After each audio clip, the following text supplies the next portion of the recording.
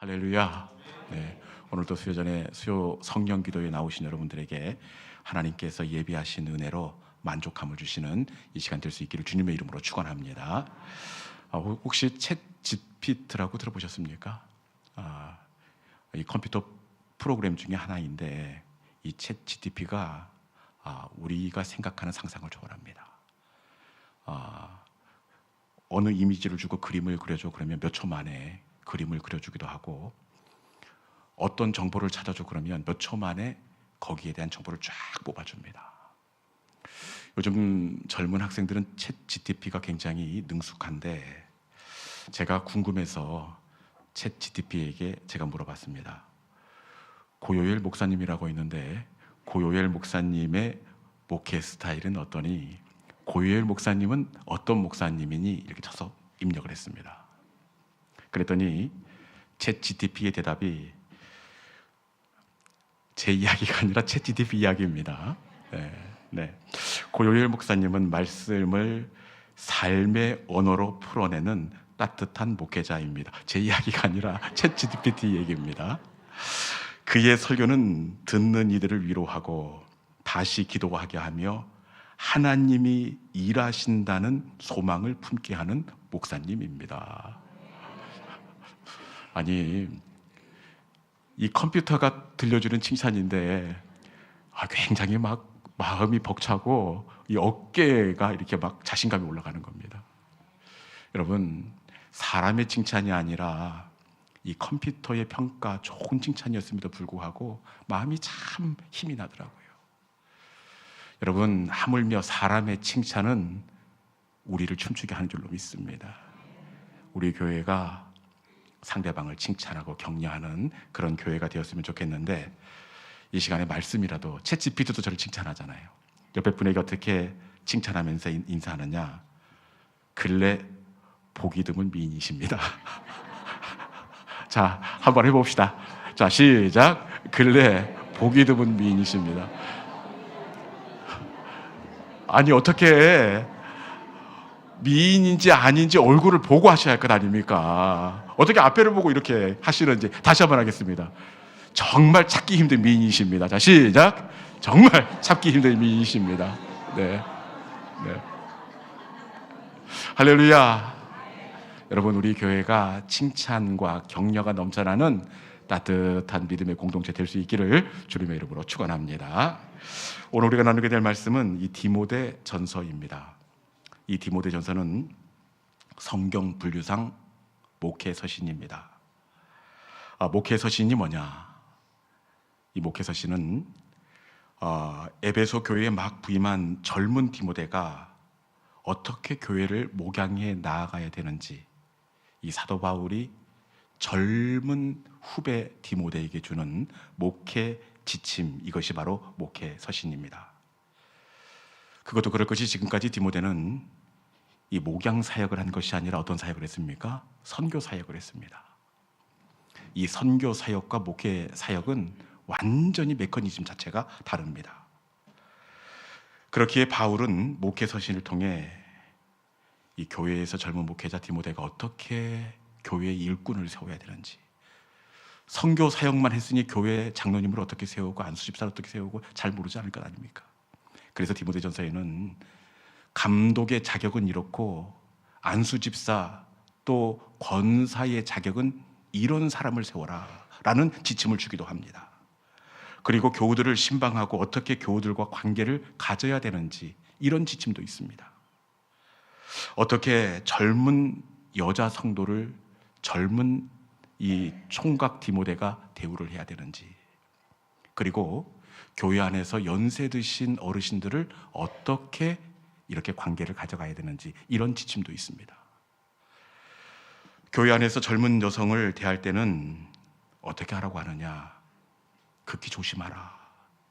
디모데야, 너가 젊으니까 극히 조심하라. 젊은 성도를 대할 때는, 여자 성도를 대할 때는 온전함으로, 깨끗함으로 자매에게 하듯 하라. 딴 마음 품지 말고 이 자매에게 하듯 하라, 이렇게 이야기합니다. 그리고 나이가 드신 분들, 성경의 표현에 의하면 늙은이들을 대할 때는, 제 이야기가 아니라 성경의 표현이 그렇습니다. 나이가 드신 늙은이들을 대할 때는 어떻게 하라고 하느냐? 우리 디모데전서 5장 1절에 있는 말씀 같이 한번 읽어보겠습니다. 나이 드신 성도들을 어떻게 대하라고 하는지 같이 한번 읽어봅시다. 자, 시작. 늙은이를 꾸짖지 말고 권하되 아버지에게 하듯 하며 젊은이에게는 형제하듯 하고. 아멘. 보십시오. 교회 안에서 공동체의 그 멤버들이 다 계층이 다르는데 그 계층들을 대할 때 어떻게 하라 이렇게 하는데, 이 나이 드신 성도들은 어떻게 하라고 합니까? 말씀해 보니까 늙은이를 꾸짖지 말고, 절대로 나이 드신 분은 꾸짖지 말라 이렇게 이야기합니다. 여러분, 아무리 나이가 드셨어도 잘못된 것이 있으면 이렇게 바로 잡기 위해서 지적해야 되는 것 아닙니까? 그런데 디모데야, 너 절대로 교회에서 나이 드신 분들은 지적하거나 꾸짖지 말라 이렇게 합니다. 왜 꾸짖지 말라고 하느냐? 그것은 나이 드신 분들은 꾸짖는다고 되는 것이 아니기 때문에 그렇습니다. 이미 70년, 80년을 살다 보면 이제는 굳어져 버렸습니다. 어르신들을 꾸짖으면 받아들이는 것이 아니라 섭섭해 하십니다. 우리도 찰흙으로 그릇을 이렇게 반죽을 해서 이게 만들다 보면 혹시 굽기 전에는 다시 주물러서 다른 그릇을 만들 수 있습니다. 그런데 이미 딱딱하게 굳어져 버리면 주무르면 어떻게 됩니까? 다시 빚어지는 것이 아니라 깨지게 됩니다. 그렇게 어른들은 절대로 꾸짖는 것이 아니다. 어른들은 주무르는 것이 아니라 인정하고 그대로 받아들여야 된다. 이렇게 목회적인 지침을 줍니다. 이처럼 디모데전서는 젊은 목회자 디모데가 목회를 교회에서 어떻게 해야 되는지 여러 가지 지침을 줍니다.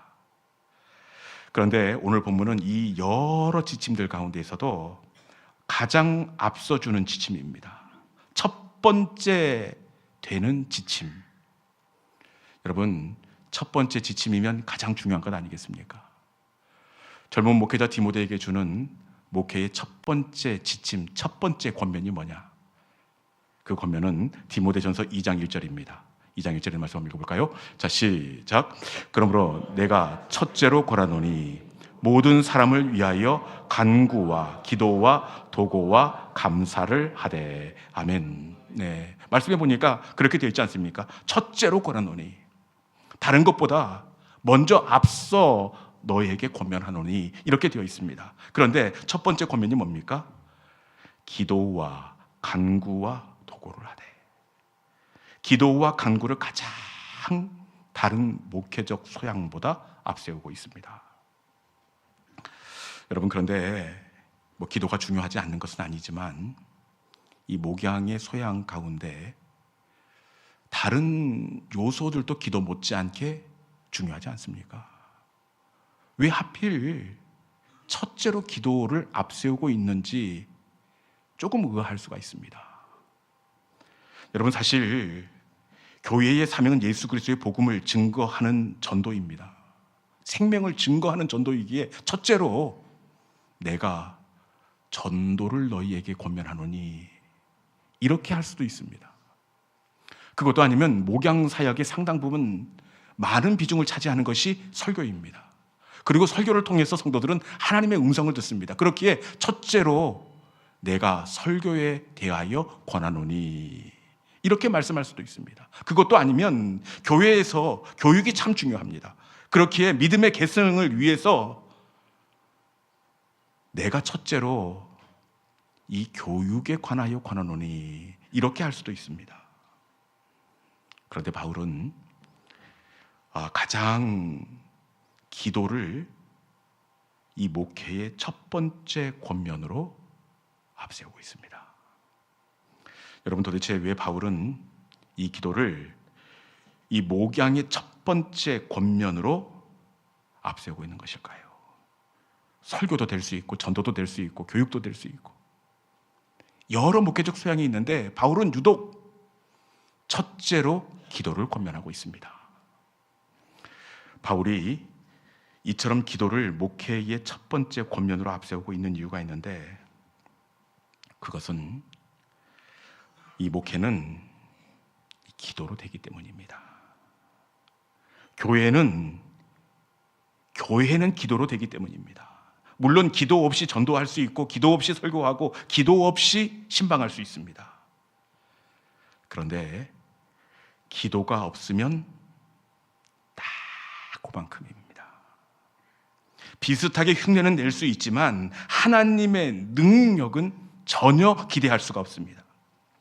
바울이 디모데에게 기도를 첫 권면으로 내세운 이유는 기도가 목회의 생명이고 기도가 교회의 생명이기 때문입니다. 제가 보니까 그래요. 기도가 없으면 목회가 아니라 사람의 일입니다. 마찬가지로 기도가 없으면 교회가 여러 가지 계획을 세우는데 그 계획은 사람의 계획이 됩니다. 그런데 기도가 있으면 목회는 하나님의 사역이 되고 기도가 있으면 교회는 하나님의 산업이 됩니다. 여러분, 하나님의 산업이기에 누가 일하시겠습니까? 하나님의 산업이기에 하나님이 일하시고 하나님의 산업이 되기에 성령님께서 역사하신다는 사실입니다. 기도는 사람의 일을 하나님의 일로 바꿉니다. 여러분, 기도는 사람의 계획을 하나님의 계획으로 바꾸고 기도는 내 문제를 하나님의 문제로 바꾸고 기도는 내 고민을 하나님의 고민으로 바꾸는 능력이 있다는 사실입니다. 사무엘을 낳았던 이 한나를 보면 알 수가 있습니다. 한나가 참 고민이 깊었습니다. 뒤늦게 들어온 세덱 이 분인나는 이 한나의 남편 엘가나와 별로 몸도 섞지 않은데 척척 아이가 들어서는 반면에 이 한나는 엘가나가 사랑을 주고 마음을 주는데도 불구하고 이 아이가 들어서지 않습니다. 여러분, 그러니 이 한나가 남편 보기에도 얼마나 미안하겠습니까? 그리고 새로 들어와 아이 가진 유세를 나는 작은댁 분이나 때문에 얼마나 고민이 많았겠습니까? 그런데 이 고민이 어떻게 되느냐? 한나가 참 고민이 많았는데 한나의 고민이 어떻게 되느냐? 우리 사무엘상 1장 19절에 있는 말씀 같이 한번 읽어보겠습니다. 한나의 고민이 어떻게 되는지. 자, 시작. 그들이 아침에 일찍이 일어나 여호와 앞에 경배하고 돌아가 라마의 자기 집에 이르니라. 엘가나가 그의 아내 한나와 동침하매 여호와께서 그를 생각하신지라. 아멘. 여호와께서 그를 생각하신지라. 여러분, 한나의 고민, 한나의 생각이 어떻게 되었다고요? 여호와께서 그를 생각하신지라. 한나의 고민이 하나님의 고민이 되었습니다. 그런데 그 시점이 언제입니까? 말씀해 보니까 그들이 여호와 앞에 경배하고 한나가 하나님 앞에 실로에서 통곡하며 기도할 그때입니다. 여러분, 한나가 통곡하며 기도할 때 한나의 통곡은 하나님의 통곡이 되었습니다. 여러분, 한나가 고민하고 염려하는 그 염려는 기도할 때 하나님의 염려와 하나님의 고민이 되었습니다. 이 저녁 이 은혜가 우리 가운데 있기를 주님의 이름으로 축원합니다. 이 저녁 우리의 고민이 하나님의 고민이 되고 우리의 문제가 하나님의 문제 될 수 있기를 주님의 이름으로 축복합니다. 기도는 우리의 고민을 하나님의 고민이 되게 하십니다. 그리고 기도는 우리의 싸움이 아니라 하나님의 싸움이 되게 하십니다. 히스기야와 아수르 왕 사네립의 싸움을 보면 이것을 알 수가 있습니다. 누가 봐도 이 싸움은 유다의 히스기야 왕과 그 대적 아수르 왕 사네립의 18만 5천 명의 싸움처럼 그렇게 보여집니다. 그런데 히스기야와 사네립의 싸움, 이스라엘 군대와 이 아수르 18만 5천 명의 이 싸움이 누구의 싸움이 되느냐? 누가 봐도 유다와 아수르와의 싸움인데 이 싸움이 어떻게 되느냐? 이사야 37장 36절에 있는 말씀 읽어보겠습니다. 같이 한번 읽어볼까요? 자, 시작. 여호와의 사자가 나가서 아수르 진중에서 18만 5천인을 쳤으므로 아침에 일찍 일어나 본즉 시체뿐이라. 아멘. 이 전쟁이 누구의 싸움으로 되어 있습니까? 말씀해 보니까 여호와의 사자가 아수르 진중을 쳤으므로, 이 싸움이 여호와의 사자가, 하나님의 싸움이 되었습니다. 하나님께서 전염병을 통해 아수르 18만 5천 명을 친 것으로 그렇게 되어 있습니다. 그런데 여러분, 누가 봐도 히스기야와 아수르의 싸움이었는데 어떻게 이 전쟁이 하나님과의 전쟁이 되었느냐? 그건 역시 기도 때문입니다. 우리 이사야 37장 17절에 있는 말씀 읽어봅시다. 이 싸움이 어떻게 그 대적과 하나님의 싸움, 여호와의 싸움이 되었는지 같이 한번 읽어보겠습니다. 자, 시작.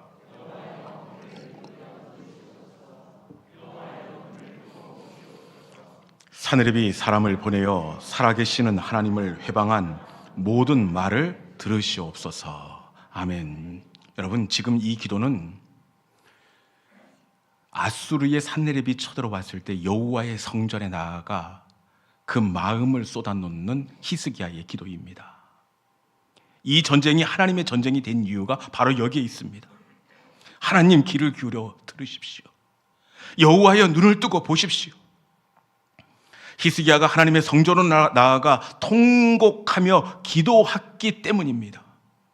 히스기야가 통곡하며 기도할 때 이 전쟁은 히스기야와 그 대적의 싸움이 아니라 그 대적과 하나님의 싸움이 되었습니다. 여러분, 기도는 전환의 능력이 있습니다. 기도는 우리의 싸움을 하나님의 싸움이 되게 합니다. 기도는 내 문제를 하나님의 문제가 되게 하고, 기도는 내 연약함을 하나님의 연약함으로 전환시킵니다. 기도는 내 질병을 하나님의 아픔이 되게 하시고, 기도는 내 근심을 하나님의 근심으로 바꿉니다. 여러분, 그렇기에 그 다음은 어떻게 되겠습니까? 그 다음은 하나님이 하십니다. 왜냐? 그것은 이제 더 이상 이 문제는 내 문제가 아니라 하나님의 문제가 되었기 때문입니다. 이제 더 이상 이 질병은 내 질병이 아니라 하나님의 질병이 되었기 때문입니다. 그렇게 그 다음은 하나님께서 싸우시고, 하나님께서 치료하시고, 그 다음은 하나님께서 해결해 주십니다. 기도는 전환의 능력이 있습니다. 이 기도의 법칙은 성경에만 국한되는 것이 아니라 오늘 기도의 자리에 나온 저와 여러분에게도 동일하게 적용되는 기도의 능력이 되는 줄로 믿습니다. 이 밤에 우리가 우리의 자녀들을 안고 기도할 때 우리의 자녀는 하나님의 자녀가 됩니다. 여러분, 우리의 문제는 내 문제가 아니라 하나님의 문제가 되고, 우리의 싸움은 하나님의 싸움이 됩니다. 그렇게 하나님께서 일하기 시작하십니다. 이 저녁에 기도의 그 의미와 능력을 붙잡고 우리가 기도의 깊은 곳으로 나아가 우리 하나님 앞에 엎드리는 기도의 성도들이 될 수 있기를 주님의 이름으로 축원합니다. 이 시간 주신 말씀을 기억하면서 우리가 말씀을 붙잡고 찬송으로 기도하며 나가도록 하겠습니다. 여러분, 기도는 우리의 안식이고 우리를 빛으로 인도합니다. 기도는 내 문제가 하나님의 문제가 되게 하고, 기도는 내 질병이 하나님의 질병이 되게 합니다. 내 걱정과 염려가 하나님의 걱정이 되게 하십니다. 하나님의 걱정이 되고 하나님의 염려가 되었기에 그 다음은 하나님의 몫입니다. 한나의 염려가 하나님의 염려가 되었을 때 하나님께서 태의 열매를 허락해 주시고, 아수르와의 싸움이 하나님의 전쟁이 될 때에 하나님께서 칼이 되시고 병법이 되어서 아수르 18만 5천 명을 무찌르는 역사를 이루셨습니다. 기도는 내 문제에서 하나님의 문제로 옮겨지는 능력이 있습니다. 이 시간에 주신 말씀 기억하면서 주님 앞이 캄캄할 때 기도하겠습니다. 염려된 만큼 기도하겠습니다. 우리의 다짐과 결단을 담아서 오늘 집을 나서기 전 우리 함께 찬양하도록 하겠습니다.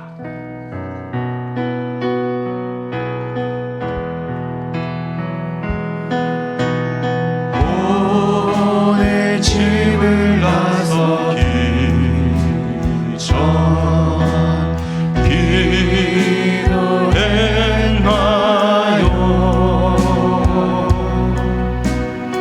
오늘 받을 은총 위에 호소했나. 다시 한번 할까? 오늘 집을 나서기죠. 오늘 집을 나서기 전 기도했나요?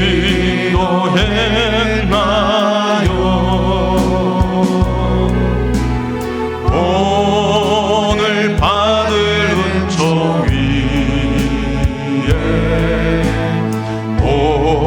호소했나요? 기도는 우리의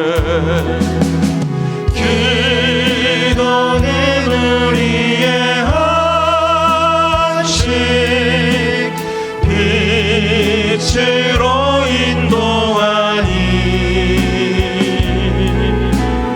밤빛 캄캄할 때 기도 잊지 마시. 기도는 우리의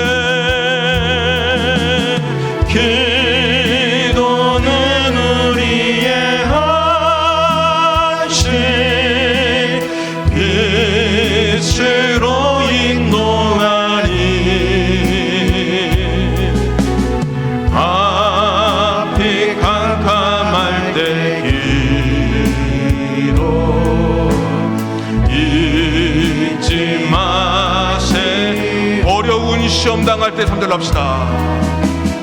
어려운 시험 닥칠 때